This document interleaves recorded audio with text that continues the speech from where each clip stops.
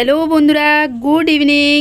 আজকে আমি আবার চলে এসেছি আরেকটা নতুন মজাদার রেসিপি নিয়ে তোমাদের সামনে। তো এই যে দেখতে পাচ্ছ, বাইরে হচ্ছে প্রচণ্ড বৃষ্টি আর এখন হলো সন্ধেবেলা। তো সন্ধেবেলার টাইমে আজকে আমি একটা মজাদার রেসিপি নিয়ে এসেছি, যেটা সবার মন চায় এরকম বৃষ্টির দিনে। তো সেটাই আজকে আমি করতে চলেছি। তো চলো ঝটপট সেটা বানিয়ে নিই আজকে তোমাদের জন্য। তো বন্ধুরা, আজকে আমি বানাতে চলেছি মশালা চা। মশালা চায়ের জন্য এখানে আমি নিয়েছি মশালা। তো কি মশলা নিয়েছি সেটাই আজকে তোমাদের দেখাচ্ছি। তো চলো দেখিয়ে দিই। আজকে আমি মশালা চায়ের জন্য এখানে নিয়েছি এলাচ, নিয়েছি জিরে, গোটা জিরে নিয়েছি, দারচিনি, লবঙ্গ, তারপরে নিয়েছি গোলমরিচ। তো মশলাটা আমি আগে একটু ফ্রাই করে নেব। তো দেখতে থাকো। তো হ্যাঁ, মশালা চায়ের জন্য আমি এখানে একটা প্যান বসিয়ে দিলাম। আর এই যে দেখো, এখানে আমি নিয়েছি গোলাপের পাপড়ি। তো মশালা চায়ের জন্য গোলাপের পাপড়িটাকে আমি একটু ফ্রাই করে নেব এখন। এটাও আমি চায়ে ইউজ করব।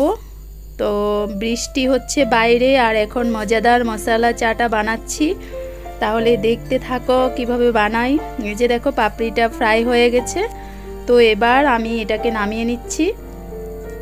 এবার দিয়ে দিলাম এলাচ, দারচিনি। তো এটা দেওয়ার পর জাস্ট একটু পরে, একটুক্ষণ ফ্রাই করার পর আমি এতে এবার দিয়ে দিচ্ছি জিরে, লং, তারপরে এখানে যে গোলমরিচ নিয়েছি তো সেটাকেও দিয়ে দিচ্ছি। তো এবার মশলাটাকে ভালো করে আমি একটু ফ্রাই করে নিচ্ছি। শুকনো খোলা এটাকে একটু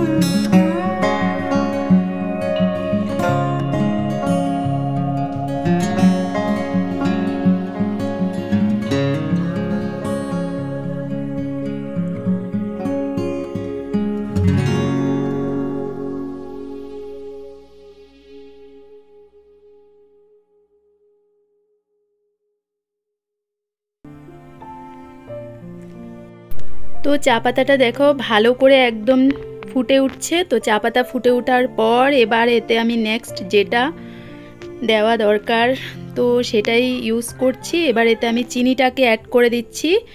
এখানে আমি 2 কাপ চায়ের জন্য চিনি দিয়ে দিচ্ছি পরিমাণ মতো। এখানে আমি 2 চামচ চিনি দেব।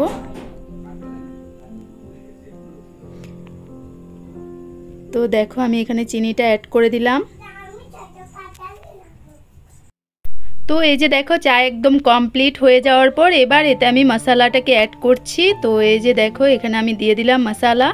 আর মশলাটা তোমরা তোমাদের টেস্ট, যার কাছে যেরকম টেস্টের লাগে, মানে যত ভালো লাগবে অতই ইউজ করতে পারো, কোনো প্রবলেম নেই। আমি এখানে 2 চামচ পুরো হবে না, আমি এখানে আমার পরিমাণ মতো আমি মশলাটাকে ইউজ করে দিলাম। তো এবার জাস্ট এটাকে একটু ফুটিয়ে নেব।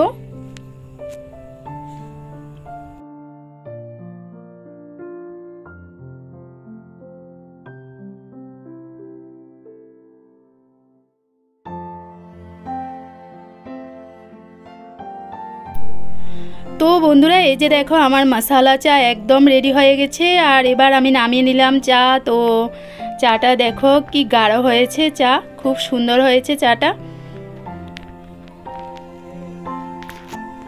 তো এই যে দেখো আমার চা একদম রেডি হয়ে গেছে, খুব সুন্দর কালার এসছে চায়ের, আর চাটাও খুব গাঢ় ঘন হয়েছে, আর খুব দুর্দান্ত একটা সেন্ট বের হয়েছে চা থেকে, যেহেতু এটা মশালা চা। তো বন্ধুরা আমার চাটা কেমন লাগলো তোমাদের কাছে অবশ্যই আমাকে কমেন্ট করে জানাবে। আর আমার চায়ের রেসিপিটি যদি তোমাদের ভালো লেগে থাকে তাহলে লাইক কমেন্ট শেয়ার করতে একদম ভুলবে না। আর আমার পাশে থাকা বেল আইকনটাকে ক্লিক করে দেবে, তাহলে যখনই কোনো নিত্য নতুন ভিডিও দেবো সবার আগে তোমাদের কাছে নোটিফিকেশন চলে যাবে। আর আমার চ্যানেলকে সাবস্ক্রাইব করে দেবে।